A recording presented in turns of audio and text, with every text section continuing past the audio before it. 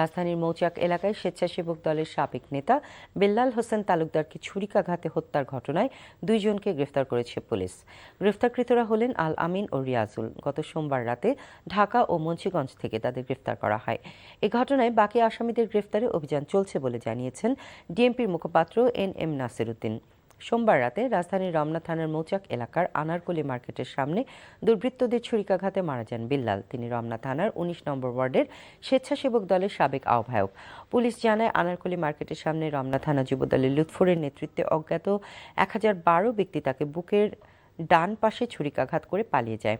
নিহত বিল্লাল হোসেন মালিবাগের বাগানবাড়ি এলাকার 512 নম্বর বাসার মৃত ইউসুফ তালুকদারের ছেলে। তিনি ইট বালু সরবরাহের ব্যবসা করতেন।